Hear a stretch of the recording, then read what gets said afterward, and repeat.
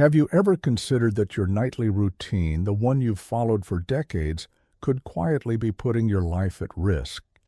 It might sound dramatic, but for many older adults, it's far closer to the truth than they realize. According to data from the Centers for Disease Control and Prevention, more than 70,000 seniors die in their sleep each year in the United States alone, not from cancer, not from injuries, but from preventable complications linked to tiny, often unnoticed habits at bedtime. This is the part no one talks about. As we age, our bodies begin to lose the margin for error.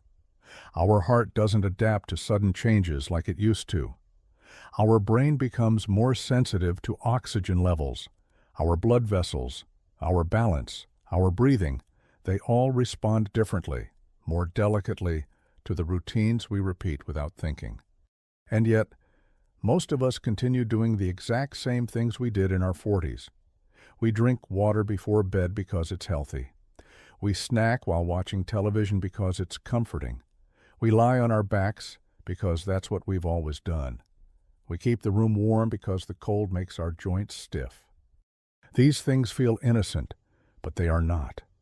One wrong move, one misstep at 2 in the morning can lead to a fall, a clot, a stroke, or something even more silent, like the slow decay of memory from years of poor sleep.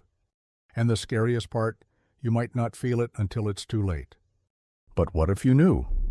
What if, starting tonight, you could spot the mistakes and gently, quietly, begin to change them? Because what we're about to explore is not another list of rules, it's a map. A simple guide to 7 bedtime habits that may be quietly harming your health and the changes that can help you rest, recover, and even extend the strength in your years. And among these 7, there is one habit number 2 that researchers believe is the most dangerous of all. So stay with me. I promise this will not be fear-driven. It will be hope-driven. Because no matter what age you are, your body still listens. It still wants to protect you.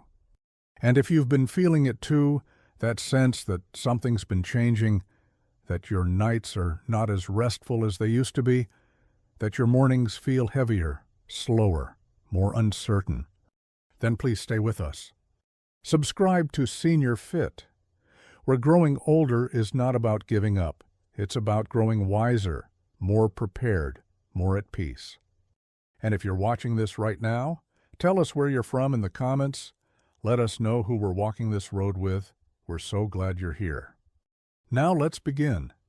And we start with one of the most surprising, overlooked risks of all: the water you drink before bed. It sounds harmless. It even sounds wise. Drink more water, stay hydrated, support your organs, cleanse your body. And that's all true, until it's done at the wrong time. Most people don't think twice about sipping water before bed. In fact, many believe it helps them sleep better, relaxing the body, preventing dehydration, maybe even flushing toxins while they rest. But the reality for older adults is different. As the body ages, it doesn't process fluids the same way. Your kidneys become slower at filtering. Your bladder holds less and sends more urgent signals. Your muscles, including the ones that control urination, become less reliable. And your brain doesn't always give you enough time to respond. So when you drink a glass of water or tea, juice, or milk close to bedtime, you're far more likely to wake up during the night needing the bathroom. Once or twice might seem normal, but that simple act of rising in the dark is one of the most dangerous things a senior can do. I've seen this too many times. A man in his 70s gets up in the middle of the night. He's half asleep, not fully alert. The room is dark. His blood pressure drops slightly as he stands. His balance isn't what it used to be. He tries to move quickly because the urge feels urgent. And then a slip, a fall, a fracture, sometimes a hospital stay, sometimes something worse. The CDC has reported that nighttime falls are one of the leading causes of injury-related hospitalizations in seniors. and they often begin with a single trip to the bathroom. But there's another cost, one that's quieter but just as harmful. Every time you wake up, your sleep cycle breaks. You are pulled out of deep rest. Your brain doesn't get the time it needs to clean out waste, store memory, or reset emotions. Your heart doesn't fully recover. Your muscles don't rebuild. And over time, this nightly disruption adds up. Chronic sleep interruption has been linked to higher risks of memory loss, inflammation, weakened immune response, and even dementia. In fact, researchers now believe that poor sleep quality in seniors may speed up the very processes that lead to cognitive decline. And what many people don't realize is that hydration is only helpful when it supports sleep, not when it interrupts it. But the answer is not to stop drinking water. It's to drink it earlier. Start hydrating in the morning. Drink consistently throughout the day. Keep a bottle nearby from breakfast through dinner. But once the evening arrives, slow down. Try to avoid drinking large amounts of fluid within 2 hours of bedtime. If you feel thirsty, take just a few small sips. Enough to soothe your throat, not enough to fill your bladder. Also, be cautious with drinks that act as natural diuretics like coffee, black tea, green tea, and certain fruit juices. Even herbal teas can increase nighttime urination for some. And if you do need to get up at night, make it safe. Use a nightlight or motion sensor lamp. Keep your floor free from clutter. Wear stable, non-slip footwear. Take a few moments before standing. Let your body adjust. Because in the quiet of night, your body is more vulnerable than it appears. And what you drink when you drink can change the entire course of your rest. You don't need to fear water. You just need to respect the rhythm your body now follows. And when you honor that rhythm, you give your body the peace it's been asking for. But hydration is just one part of the evening equation. There's another comfort that turns dangerous with age eating too late at night. Let's talk about that next. There's something familiar, even comforting, about a small snack before bed. A warm bowl of soup, a slice of toast with honey, a few cookies and tea while the television hums in the background. It feels like kindness, a gentle way to close the day, something we've done for years. But as we age, the body begins to respond differently, and what once helped us feel full and relaxed can now disrupt nearly every major system in the body. Because the truth is, eating too late at night can quietly damage your heart, your brain, and your ability to sleep deeply. Here's why. First, digestion slows with age. Your stomach doesn't empty as quickly. Your metabolism slows down. Your pancreas doesn't regulate blood sugar as efficiently. And your digestive system becomes more sensitive to fat, sugar, and acid. When you eat a full meal or even a rich snack right before bed, your body is forced to keep working. Instead of resting, it's breaking down food, producing acid, moving glucose, processing fats, all while you're trying to sleep. One of the first consequences, acid reflux.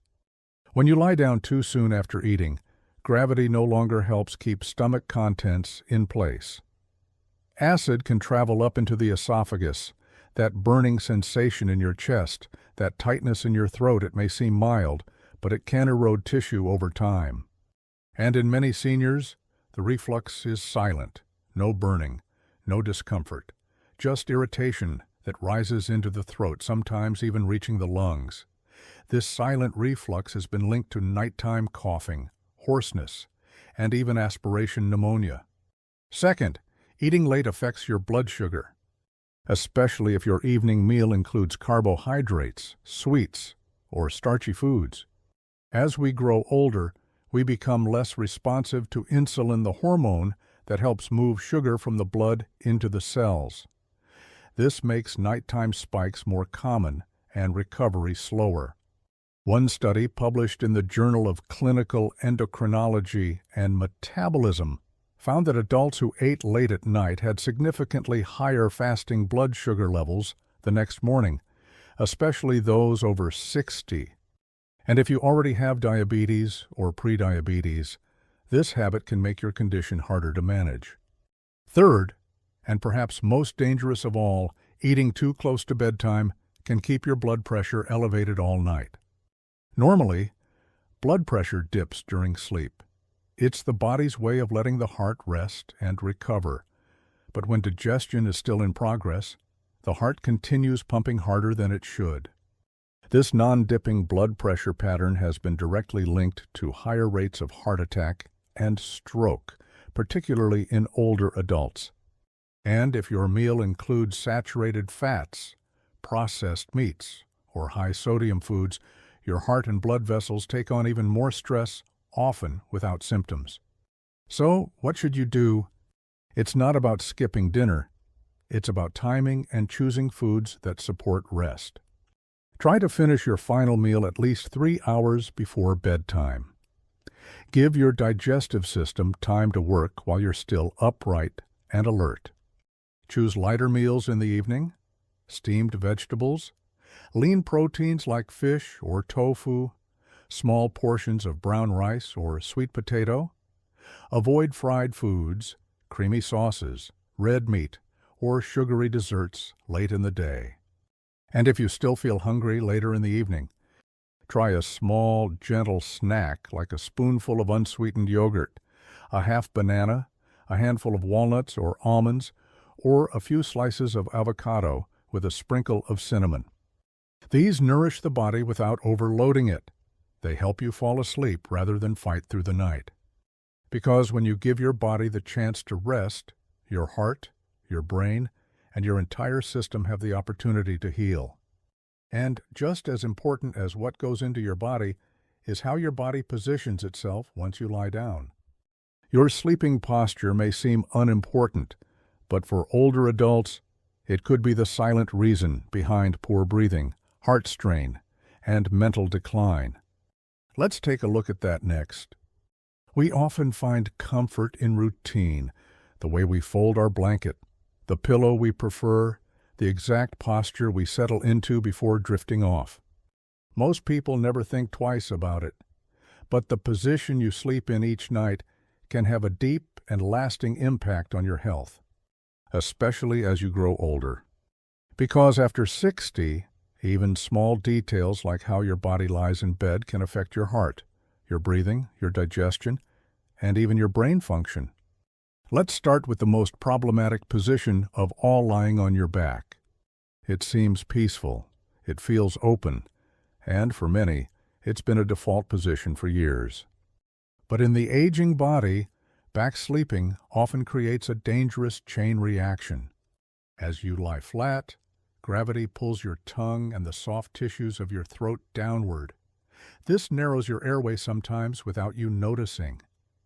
Even if you don't snore, even if you don't have diagnosed sleep apnea, the result is quieter, shallower breathing, less oxygen reaching your brain, increased strain on your heart, and reduced time spent in deep, restorative sleep.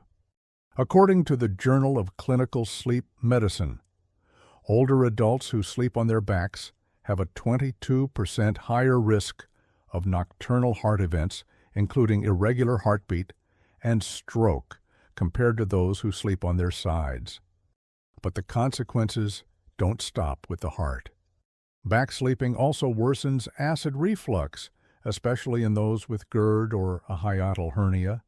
Lying flat makes it easier for stomach acid to creep upward, burning the esophagus and disturbing sleep.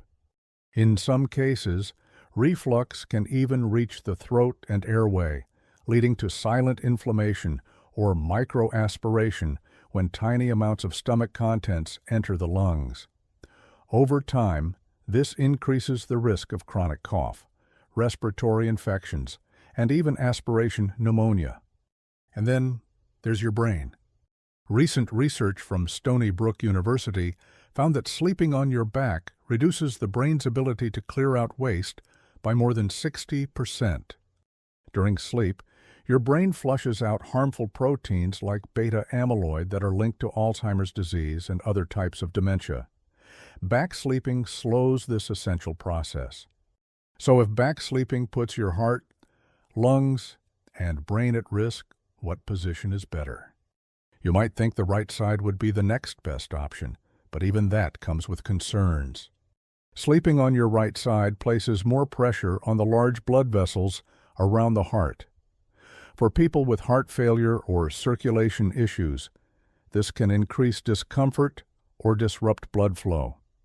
The safest, most recommended position for older adults is simple, sleeping on your left side. Why? Because left side sleeping improves circulation, making it easier for your heart to pump blood without resistance. It reduces acid reflux by positioning the stomach lower than the esophagus.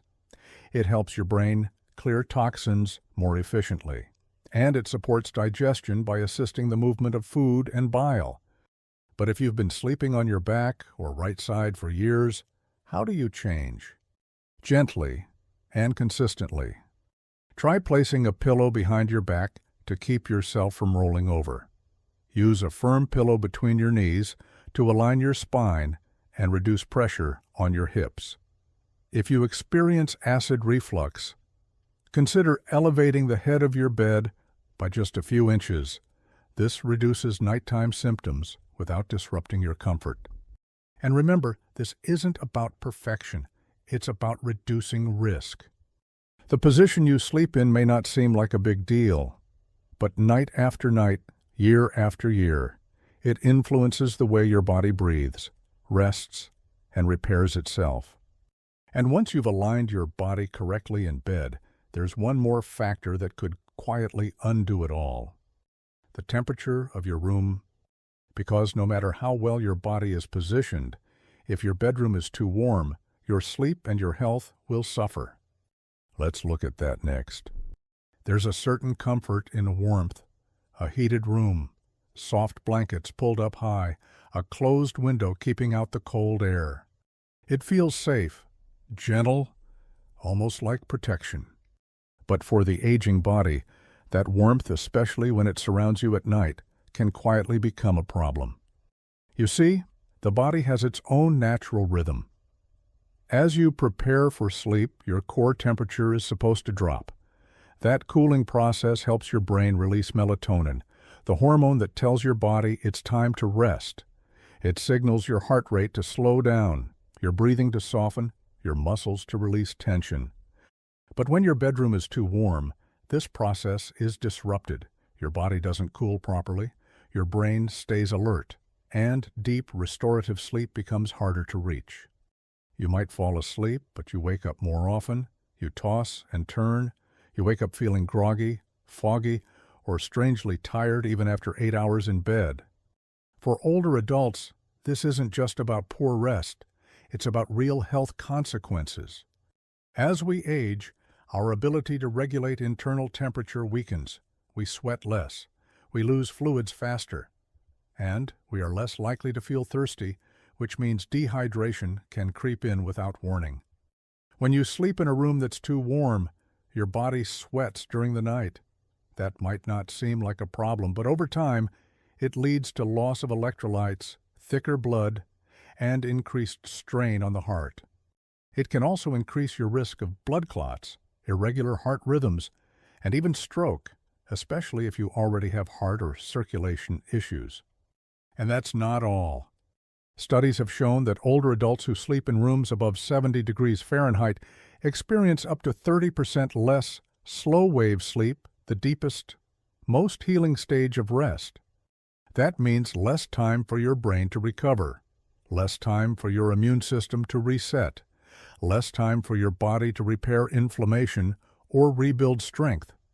And over weeks, months, or years, this chronic sleep disruption adds up. It increases the risk of memory decline, mood changes, high blood pressure, and even dementia. So how do you fix it? It starts with cooling the room just a little. The ideal temperature for deep sleep is between 60 and 67 degrees Fahrenheit. It may feel cool at first, but your body will adjust quickly, and thank you for it. Use lightweight, breathable bedding, cotton sheets, thin blankets. Avoid heavy comforters or electric blankets that trap heat or continue heating through the night. If you're sensitive to cold, layer lightly so you can remove a layer during the night if needed. Open a window slightly for airflow. Use a fan to circulate cool air. Even a small breeze can lower your body temperature enough to support better sleep. And pay attention to what you wear. Loose, breathable sleepwear is far better than heavy fabrics that hold in warmth. Because temperature doesn't just affect comfort, it affects healing. Your heart, your brain, your immune system, they all perform better in a cool, restful environment. And once your body begins to cool naturally at night, you'll notice something else. Your dreams become deeper, your thoughts clearer, your mornings lighter. But even the perfect temperature and position won't protect you if you move too quickly at the wrong time. And that moment comes just before sunrise, when you wake up and stand up too fast. Let's talk about that next. You wake up, your eyes open. Maybe it's early morning, maybe it's the middle of the night. There's no panic, just the usual reason: a trip to the bathroom, a dry mouth, a restless thought. And so, without thinking, you swing your legs over the side of the bed and stand. But the moment you rise, the room tilts, your vision blurs, your knees feel unsteady, and for a brief second, you are not sure if your body will hold you. This moment may pass. You may regain your balance. You may shake your head and say, "That was odd." But for many older adults, this moment becomes the beginning of a fall. It's a phenomenon known as orthostatic hypotension, a sudden drop in blood pressure when you move from lying to standing. As we age, our blood vessels lose elasticity. The nerves that regulate pressure respond more slowly, and the heart takes longer to adjust to sudden shifts in posture. The result, a brief but dangerous lack of blood flow to the brain. And that leads to dizziness, fainting, or even blacking out completely. I've met many patients whose lives changed in that one moment. A woman in her 70s who stood too fast, fell against the dresser, and fractured her hip. A man who got up for the bathroom, fainted, and struck his head on the nightstand. Another who collapsed in the hallway and wasn't found until morning. The consequences are often life-altering: fractures, hospitalizations, loss of independence, fear of moving alone at night, and in some cases, irreversible complications. But the tragedy is this risk is almost entirely preventable. The answer lies in changing the way you wake up. Start by slowing down. When you first open your eyes, don't sit up right away. Take a few deep breaths. Move your fingers. Wiggle your toes. Let your blood pressure begin to rise gradually. Then, roll to your side. Pause. Let your head rest for a moment. Gently bring your legs over the edge of the bed, but do not stand just yet. Sit for a full minute. Move your ankles in circles. Clench and release your fists. These small actions signal your blood vessels to contract and stabilize pressure. And when you do stand, do it slowly. Hold on to something stable, a rail, a table, the edge of the bed. Take your first few steps with awareness, not rush. If you take medications that lower blood pressure, ask your doctor if the dosage or timing needs adjustment. Some medicines, especially at night, can make this issue worse. You can also consider placing a chair or stable object near your bed, something you can use as support if needed. And always keep the path to the bathroom clear and well lit. Motion sensor lights, non-slip rugs, no clutter or loose shoes. Because the danger isn't just the fall, it's the loss of confidence afterward, the fear that keeps you from moving, the hesitation that robs you of freedom. But with a few changes and a new rhythm to how you rise, you can regain that confidence. You can move with more safety, more trust in your body, and more peace at night. And now that you've adjusted how you wake up, and when you drink, eat, and lie down, there's only one thing left to do. Put it all together. Because small changes mean nothing if they aren't consistent. Let's take a final moment to remember why these things matter, and to leave you with one lasting thought. You've made it this far, and that says something important. It says that deep down, you don't want to sleepwalk through the rest of your life. You don't want to let the small things quietly chip away at your health. You want to understand. You want to take control. You want to feel strong again, even in the stillness of the night. And maybe, just maybe, that strength starts with something simpler than anyone ever told you. Not another prescription, not another treatment plan, but a quiet decision each night before the lights go out. You see, your body is not giving up. It is not broken. It is not too far gone. It is simply asking you gently, patiently, to stop ignoring its whispers, to drink water at the right time, to stop eating when the day ends, to lie on your left side instead of your back, to cool the room, to slow your steps, to rise with care. These are not difficult things, but they matter. Because the dangers we've talked about, they don't arrive loudly. They arrive in silence, in one more broken sleep, one more foggy morning, one more I almost fell moment that turns into I wish I had known. And now, you do know, and knowledge is a kind of power. Not the kind you shout, the kind you carry quietly, like a compass in your pocket. The kind that helps you protect the people you love, the kind that helps you protect yourself. So tonight, when you get ready for bed, pause just for a moment. Think of this. Your body still wants to heal. It still wants to support you. It still wants to wake up strong, clear, steady. And all it's waiting for is your permission. If you've seen yourself in this story, if even one of these habits feels familiar, then let this be your turning point. Share this video with someone who also wakes up tired, someone who doesn't know why their legs feel weaker, someone who might not realize how much control they still have. And if you want to walk this path with us, subscribe to Senior Fit, because here, aging isn't the beginning of decline. It's the beginning of wisdom, of gentle strength, of knowing what matters, and choosing it day after day. We'll be right here each week, each step to remind you. You are not alone in the dark, and it's never too late to sleep well, rise steady, and live fully again.